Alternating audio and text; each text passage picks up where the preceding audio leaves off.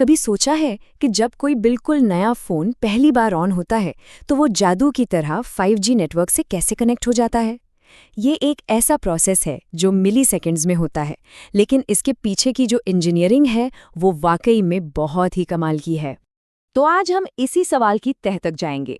एक डिवाइस जो आसपास के नेटवर्क के बारे में कुछ भी नहीं जानता, वो उस बड़े से नेटवर्क से अपना पहला कनेक्शन कैसे बनाता है? टेक्नोलॉजी की दुनिया में इसे इनिशियल एक्सेस कहते हैं। सबसे पहले इस बेसिक प्रॉब्लम को समझते हैं। फोन को नेटवर्क के बारे में कुछ नहीं पता, ना तो उसकी टाइमिंग, नहीं उसका कोई पता, और दूसरी तरफ सेल टावर को भी इस खास फोन के बारे में कोई जानकारी नहीं है। मतलब दोनों की घड़ियां अपने अपने हिसाब से चल रही हैं। ये कुछ ऐसा है जैसे दो लोग एक अंधेरे कमरे में एक दूसरे से बात करने की कोशिश कर रहे हों। तो सबसे पहली मुश्किल है टाइमिंग की। फोन को नेटवर्क के साथ एक ही ताल में कैसे लाया जाए? क्योंकि अगर फोन सही वक्त पर नेटवर्क को नहीं सुनेगा तो वो जरूरी जानकारी मिस कर देगा। इसी को कहते हैं डाउनलिंक सिंक्रोनाइजेशन, यानी टावर से फोन तक का तालमेल बिठाना। ये मिसाल इस बात को एकदम साफ कर देती है। जैसे हम एक नई घड़ी को सही टाइम से मिलाते हैं, ठीक वैसे ही फोन को भी नेटवर्क के ऑफिशियल टाइम के साथ खुद को सिंक करना पड़ता है। इसके बिना तो सारी बातचीत बस एक शोर बन के रह जाएगी।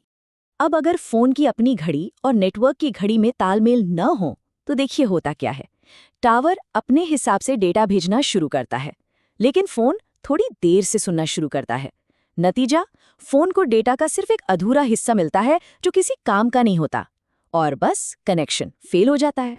तो नेटवर्क इस प्रॉब्लम को सॉल्व कैसे करता है? देखिए, वो इंतजार नहीं करता कि फोन उसे ढूंढ ले, बल्कि वो लगातार एक खास सिग्नल भेजता रहता है। समझिए एक तरह की रिदमिक धड़कन, जिससे कोई भी फोन आसानी से ढूंढकर सुन सकता है।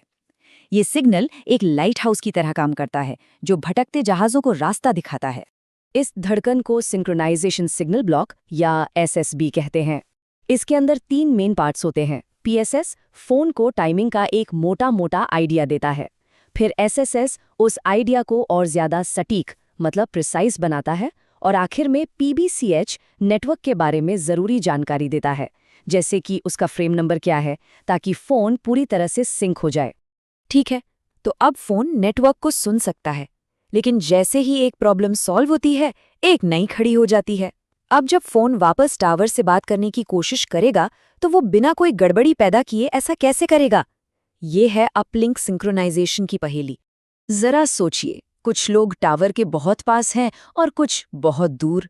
जब वो सब एक ही टाइम पर सिग्नल भेजते हैं तो पास वाले का सिग्नल टावर तक जल्दी पहुंच जाता है और दूर वाले का देर से। ये तो सीधी सी बात है, सिग्नल को सफर करने में वक्त तो लगता ही है ना। अब जब ये सारे सिग्नल टावर पर अलग अलग टाइम पर पहुंचते हैं तो वो आपस में टकरा जाते हैं, सब मिक्स हो जाता है। टावर के लिए ये बस एक शोर होता है और वो किसी भी एक सिग्नल को ठीक से समझ नहीं पाता। मतलब कम्युनिकेशन हो ही नहीं सकता। तो इसका सॉल्यूशन क्या है? बहुत ही स्मार्ट सॉल्यूशन है, जिसे कहते हैं टाइमिंग एडवांस। बेस स्टेशन हर फोन की दूरी और सिग्नल को पहुंचने में लगने वाले टाइम को कैलकुलेट करता है। फिर वो दूर वाले फोन को कहता है कि भाई तुम अपना सिग्नल थोड़ा पहले भेजो। ये काम ऐसे करता है।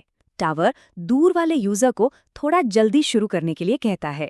इसका नतीजा ये होता है कि भले ही सिग्नल अलग अलग दूरी तय कर रहे हों, वो सब के सब टावर पर एक ही पल में एक साथ पहुंचते हैं। बिल्कुल एक ऑर्केस्ट्रा की तरह, जहां हर म्यूजिशियन सही समय पर अपनी धुन बजाता है। चलिए अब आते हैं हमारी तीसरी और आखिरी पहेली पर। नेटवर्क उस शुरुआती धड़कन वाले सिग्नल यानी SSB को हर दिशा में इतनी ताकत से कैसे भेजता है ताकि हर नया फोन उसे सुन सके?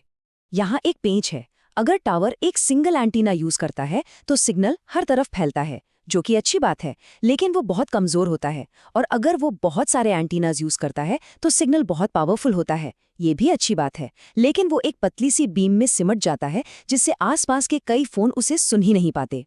तो सवाल यह है कि क्या कोई ऐसा तरीका है जिससे दोनों चीजें एक साथ मिल सके? एक ऐसा सिग्नल जो बड़े एरिया को कवर भी करे और इतना पावरफुल भी हो कि दूर तक आसानी से पहुंच जाए?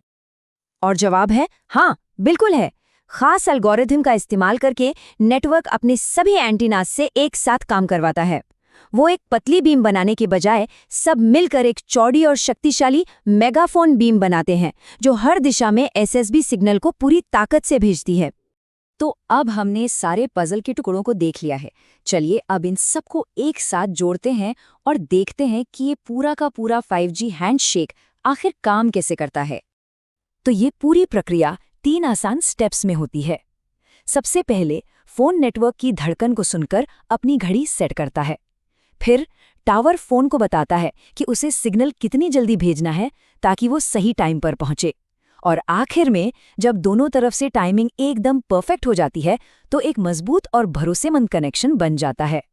ये अदृश्य नृत्य, ये इतना जटिल हैंडशेक हर रोज अरबों डिवाइसों के लिए पलक झपकने से भी कम समय में होता है। ये वायरलेस इंजीनियरिंग का एक जीता जागता चमत्कार है और ये हमें सोचने पर मजबूर करता है कि भविष्य में और कौन सी ऐसी नामुमकिन लगने वाली चुनौतियां हैं जिन्हें इंजीनियरिंग इसी तरह हल करेगी।